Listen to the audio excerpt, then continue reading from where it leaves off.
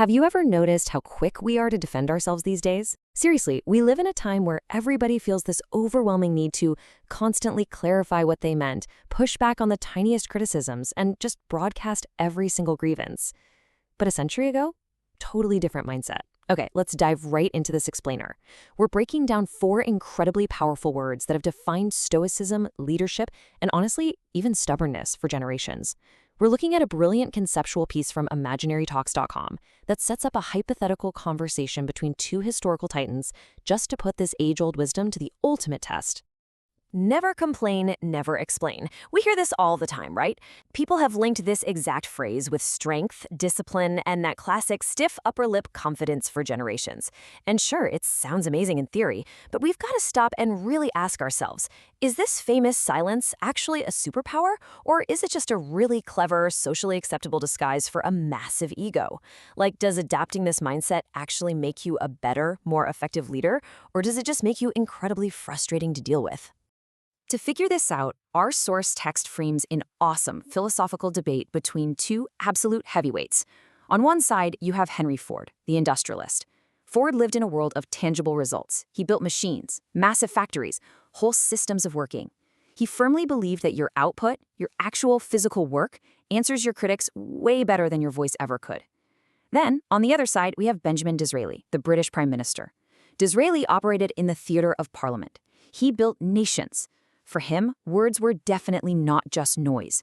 They were immensely powerful tools used to shape public opinion, win elections, pass laws, and literally forge history. So we have 2 totally different arenas, looking at the exact same 4 words. Let's tackle the very first half of that maxim, and I'm going to throw a classic Socratic question right at you. Is complaining ever actually useful? Or does it inherently always weaken the person doing it? Seriously, think about that for a second.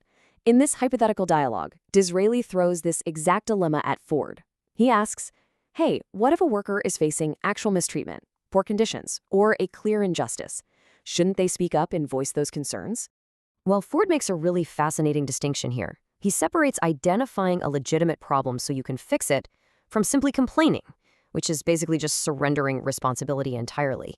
Look, speaking out about an injustice because you clearly intend to fix it, that's not complaining. Complaining starts the exact second we expect someone else to step in and solve a problem that we refuse to touch ourselves. The complainer is trapped by the problem, always asking, who is to blame? But the builder doesn't waste an ounce of energy on blame. The builder instantly pivots to action, asking, okay, what can I do next? And that really gets to the core of Ford's mindset. Complaining changes absolutely nothing, except maybe dragging down your own attitude. Taking action, though, actually builds something worthwhile. Let's put it in practical terms. Imagine a mechanic who spends all morning complaining, rattling off excuses, and detailing every single reason a car engine won't run. That does literally nothing for the customer. But the mechanic who goes quiet, grabs a wrench, and just starts turning, that's the one who earns respect. Life, as Ford argues, works exactly like those machines. It responds to effort, not to grievances. Okay, so that covers complaining. The really crucial point now is understanding the delicate ego behind the second half of the phrase, explaining. If complaining is about seeking external relief from a problem, explaining is entirely about seeking acceptance. Why are we, as humans, just so desperate to justify our actions and our motives to all our critics? Ford hits the nail on the head here. He argues that explaining is very often just a futile, ego-driven attempt to control other people's opinions. And let's be real, that is an impossible ambition. We desperately want everyone to understand our exact motives, right? We want them to see us as the heroes of our own stories, to know we meant well. But trying to control the subjective thoughts bouncing around inside someone else's head, not only is it impossible, but it steals precious time, focus, and energy away from the actual work you're supposed to be doing. Now, Disraeli pushes back, pointing out that a leader's reputation absolutely has tangible value. But Ford comes back with this fantastic visual metaphor. He says that trying to protect your reputation from every minor misunderstanding, bad faith attack, or petty rumor is exactly like trying to gather feathers after they've been scattered by the wind. It's exhausting, it never ends, and ultimately it's completely pointless. You are never going to catch them all, and you're just going to look foolish trying.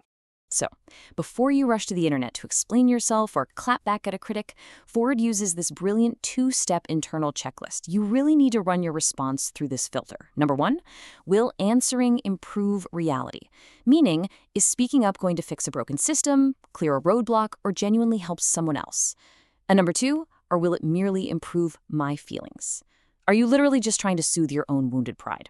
If it's the second one, silence is for sure your best option. Most attacks, if you just completely deprive them of oxygen, will fade out entirely on their own. Section 2. Disraeli's warning. The danger of absolute silence. Let's shift gears. Up to this point, Ford has made a super compelling case for keeping your head down, dropping the ego, and just doing the work. But Disraeli comes from the highly visible, often brutal world of politics, and he sees a massive flaw in treating the silence as some unbending absolute rule. Disraeli warns that if you absolutely never defend yourself, false ideas and dishonest voices can very quickly take over the narrative. An industrialist building tangible cars? Sure, they can afford to let an accusation slide, but a statesman simply cannot always sit around waiting for the truth to magically reveal itself. If honorable people stay completely silent just to protect their stoic image, lies take root. And those lies can shape elections, alter permanent laws, maybe even start wars. Silence, especially in the public sphere, carries a very real and sometimes devastating cost. You can really see how their totally different day jobs shaped their instincts here, right? It proves that context absolutely matters when you're deciding whether to stay quiet or speak up. Ford could just let millions of automobiles roll off the assembly line and speak for him over time.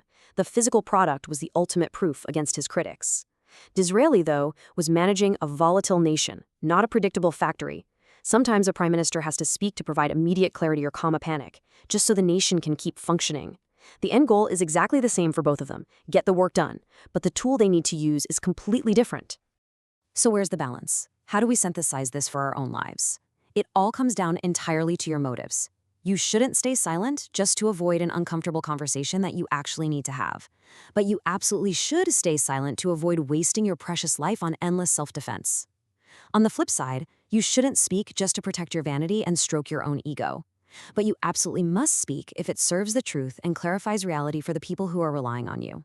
Ultimately, the biggest takeaway from this philosophical collision isn't about maintaining some stubborn, absolute silence 24/7. It's about building a life of discipline that inherently requires fewer explanations in the first place. Complain less, explain less, but think much more deeply before you do either.